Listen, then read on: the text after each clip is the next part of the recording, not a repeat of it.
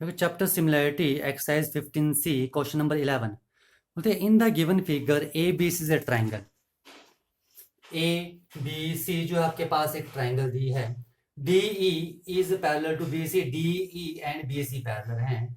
ठीक है, A D upon D B, A D upon D B is 3:2, ये आपके पास दिया है। Determine the ratio A D upon A B, A D upon A B निकालना आपने। ठीक है, क्या निकालना है? A D upon A B निकालना है। ठीक है, and D E upon B C निकालना है। तो देखो मैं अगर इन दो ट्राइंगल्स को ए डी ई और ए बी सी को सिमिलर कर दूं तो ये रेशो आ जाएंगे। ठीक है, तो मैं क्या करूंगा, फर्स्ट पहले in triangle A D E and in triangle A B C, number 1 angle A is equal to angle A, common, दोनों में एंगल ए कॉमन है। And number 2 is angle A B not A B, छोटे triangle ले रहे हो तो A D E is equal to angle A B C. Reason क्या आ जाएगा इनका? ये दो एंगल इक्वल हैं, कॉरस्पॉन्डिंग एंगल्स। ठीक है, क्योंकि आपके पास ही लाइंस पैरेलल हैं, D E and B C. ठीक है, तो यहां से लिख सकता हूं मैं कि ट्राइंगल जो ए डी ई है वो सिमिलर है किसके? ट्राइंगल ए बी सी के। ठीक है, bye angle angle similarity. Okay, यहां कर देता हूं। अब देखो अगर ये दो ट्राइंगल सिमिलर हैं, ठीक है, तो इनकी साइड प्रोपोर्शन में होंगी, यानी कि A D upon A B, A D upon A B is equal to A D upon A B is equal to D E upon B C, D E upon B C is equal to A E upon A C, ये चीज है। ठीक है, अब देखो यहां पर हमारे पास क्या क्या दिया है। ए डी दिया है लेकिन ए बी नहीं दिया। अब देखो A B is equal to A D plus D B हम लिख सकते हैं। ठीक है ना, देखो आपको दिया क्या था, यहां से अगर आप निकालो यहां से तो ए डी आ जाएगा 3K एंड डी बी आ जाएगा आपके पास 2K। वैल्यू सब्सिट्यूट करो तो ए बी कितना आएगा, A D is 3K and D B is 2K, यानी कि ए बी कितना आ जाएगा आपके पास 5K। ये चीज समझ में आ गई? ठीक है, अब देखो इससे आगे कर रहा हूं मैं। नाउ दैट इंप्लाइज, ये था देयरफॉर। ठीक है, A D, now what is A D? A D is 3K divide by A B, क्या निकालना आपको? A D upon A B निकालना है। A D upon A B निकालना है तो ए डी कितना है आपके पास 3K और ए बी कितना है 5K, K से K कट गया तो A D upon A B कितना आ गया आपके पास 3/5, ये हो गया। क्या निकालना? D E upon B C. यहां देखो D E upon B C किसके इक्वल है? ठीक है, तो देखो A D upon D B किसके इक्वल है? यहां से D E upon B C के इक्वल है, और D E upon B C के इक्वल है, और A D upon D B की वैल्यू क्या है? 3/5। तो D E upon B C कितना आ गया? 3/5। ये भी 3/5 आ रहा है और ये भी 3/5 आ रहा है, दोनों वैल्यूज निकल गई। हो गया, ये लग गया पता। ठीक है, नाउ आ जाओ, इसको मैं रफ कर देता हूं। अब हमने करना है सेकंड पार्ट, फर्स्ट पार्ट तो हमने कर लिया। ठीक है, अब देखो सेकंड पार्ट में क्या पूछा है आपको, बोलते हैं कि आपने ट्राइंगल क्या करनी है इन सेकंड पार्ट, कौन सी ट्राइंगल सिमिलर करनी है? D E F and C B F. तो ले लो इन दो ट्राइंगल को, in triangle D E F and triangle C B F, कहां पर है? डी ई एफ ये और सी बी एफ ये। तो देखो ये दो एंगल इक्वल हैं, वर्टिकली ऑपोजिट एंगल हैं। ठीक है, कौन सा angle? D F E is equal to angle C F B, vertically opposite angle. And number 2 angle F D E is equal to angle F C B, ये angle और ये angle equal है। क्यों? Alternate interior angles, alternate interior angles, ठीक है। Okay, तो यहां से हम लिख सकते हैं कि therefore the triangle D E F is similar to triangle C B F. क्यों? एंगल एंगल सिमिलरिटी से ट्रायंगल सिमिलर होगी, ठीक है। तो ये हो गया पार्ट। अब लिखा था आपने, निकाला ई एफ अपॉन एफ पी निकालना है। क्या निकालना है? E F upon F P. अब देखो एक चीज, अगर ये दो ट्रायंगल सिमिलर हैं तो इन दो ट्रायंगल की साइज, कॉरस्पॉन्डिंग साइड्स क्योंकि प्रोपोर्शन में होंगी, तो मैं यहां से लिख सकता हूं एफ के सामने क्या है यहाँ पर डीई अपॉन एफ एंगल के सामने क्या है बीसी, क्योंकि दोनों में एफ एंगल इक्वल है, ठीक है। एंगल डी के सामने है ई एफ और एंगल डी किसके इक्वल है? सी के। सी के सामने मेरे पास बी है। Now which is equal to E के सामने मेरे पास डी एफ और एंगल ई किसके इक्वल होगा? एंगल बी के, बी के इस एंगल के, ठीक है। इसके सामने क्या है मेरे पास? एफ सी, ठीक है। आ जाओ यहां पर।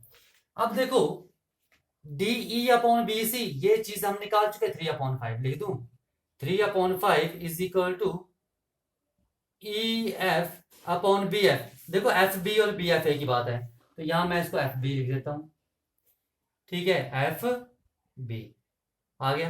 मेरे को D F upon F C की जरूरत नहीं, तो मैं इसको यूज नहीं कर रहा हूं। तो ये चीज आ गई है, यानी कि ये भी मेरे पास कितना आ गया? 3/5, ये भी हो गया, ठीक है। नाउ थर्ड पार्ट आपको निकालना है। अब आ जाओ, थर्ड पार्ट में क्या बोला है? रेशियो निकालना है इन दो ट्रायंगल का, D E F and B F C.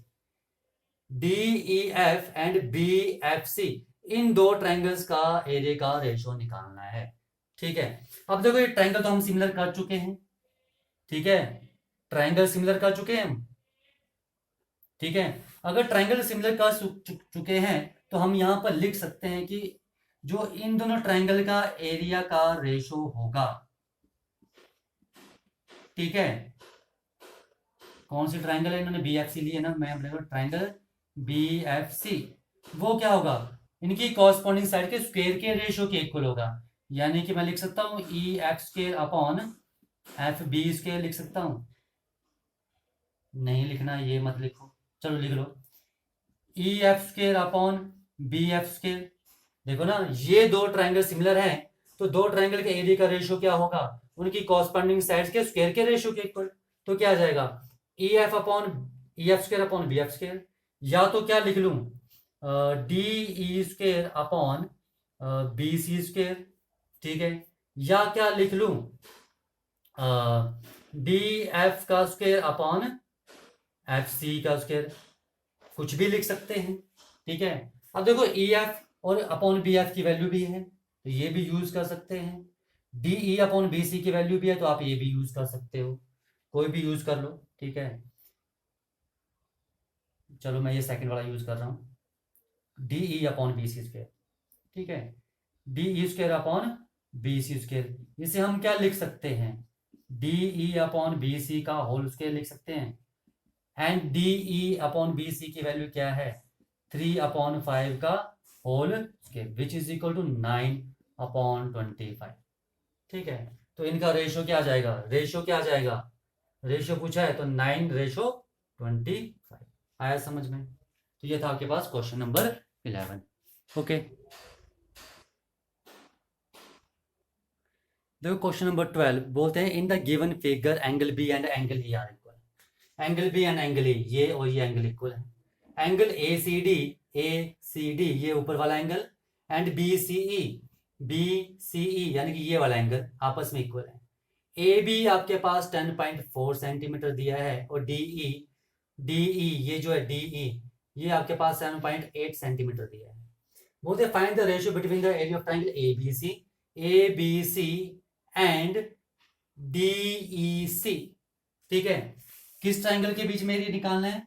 Ratio area of triangle A B C और area of triangle D E C, ठीक है। ये A B C and DEC के बीच में हमें इनका रेशो निकालना है एरिया का। अब देखो ये रेशो हम निकाल सकते हैं तो हमें पहले ट्रायंगल सिमिलर करने पड़ेंगे। अगर ये दो ट्रायंगल सिमिलर हो जाएं तो मैं इनकी कॉरस्पॉन्डिंग साइड्स का लिख सकता हूँ कॉरस्पॉन्डिंग साइड के स्क्वायर के रेशो के इक्वल। ठीक है, और ये साइड मेरे पास दी है, तो मुझे ये दो ट्रायंगल सिमिलर करनी है। अब दो ट्रायंगल सिमिलर करनी है, angle B angle E equal है, एक चीज तो है, दूसरी चीज नहीं है। देखो एंगल्स, ये जो ऊपर वाला एंगल है ये पूरा एंगल सी नहीं है। ठीक है, तो देखो मैं यहाँ क्या करने वाला हूँ, मुझे दो एंगल इक्वल करने हैं, एक एंगल तो है इक्वल। अब दूसरी चीज देखो क्या करूंगा मैं, इसे नंबर 1 दे दो, इसे 2 दे दो। ठीक है, देखते जाओ। Angle 1 is equal to angle 2 दिया है, ये दो एंगल्स इक्वल हैं, ये लिखा हुआ है angle 1 and angle 2 are equal. Okay, ये बीच में मैंने मान लिया क्या है, एंगल 3। ये क्या है, angle 3। Add angle 3 on both sides. तो एंगल 1 प्लस एंगल 3 क्या हो जाएगा, एंगल 2 प्लस एंगल 3 के। तो एंगल 1 प्लस 3, एंगल 1 प्लस 3, ये पूरा एंगल क्या है, A C B. Angle A C B is equal to angle 2 plus 3। 2 plus 3 ये कौन सा एंगल है, D C E, angle D C E. लो हो गया। ठीक है, आ जाओ, तो अब हम ट्रायंगल को सिमिलर कर लेते हैं। In triangle A B C and triangle D E C, number 1 angle B is equal to angle E हमें गिवन है। ठीक है, and number 2 angle A C B is equal to angle D C E, कहां से आया, from 1, इसे number 1 दे दो। ठीक है, फिर देख लो ए सी बी कौन सा एंगल है, ए सी बी ये पूरा एंगल बन रहा है। ये देखो, ये है ना ट्रायंगल आपके पास ए सी बी, तो ए सी बी ये पूरा एंगल, और दूसरी ट्रायंगल क्या है हमारे पास, कुछ ऐसे है, ऐसे है ना, डी सी बी। ठीक है, तो डी सी बी नहीं, डी सी ई। ठीक है, डी सी ई। देखो angle 1 plus angle 3, angle A C B बन रहा है, और 2 प्लस 3 डी सी ई, ये पूरा एंगल बन रहा है। ये दोनों एंगल्स इक्वल हैं, और एंगल बी एंगल ई के इक्वल है। ठीक है, तो दो ट्रायंगल सिमिलर होगी, तो therefore triangle A B C is similar to triangle D E C, angle similarity से। ठीक है, अगर ये दो ट्रायंगल सिमिलर हैं तो हम यहां से लिख सकते हैं कि जो area of triangle A B C है, इसका रेशो जो area of triangle D E C है वो क्या होगा, इनकी जो कॉरस्पॉन्डिंग साइड है उनके स्क्वायर के रेशो के इक्वल होगा। ठीक है, तो देखो एंगल सी के इक्वल है ये वाला। ठीक है, दोनों में अलग अलग एंगल है, A C B D C ई के इक्वल है। तो सी के सामने क्या साइड है, ए बी स्क्वायर अपॉन इसके सामने क्या साइड है, डी, तो डी का स्क्वायर। ये चीज समझ में आई। ठीक है, तो देखो which is equal to A B upon D E का होल स्क्वायर।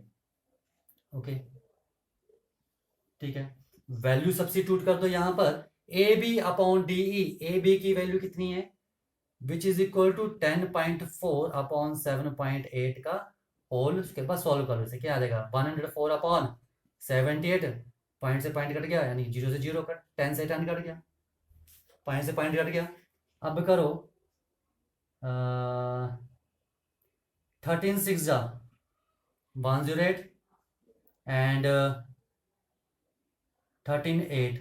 ठीक है, कितना आ गया, 8 अपॉन 6 का होल स्क्वायर, 2 4 जा 8 एंड 2 3 जा 6, and which is equal to 4 upon 3 का whole square, and which is equal to 16 upon 9, जो कि क्या आ गया, 16:9।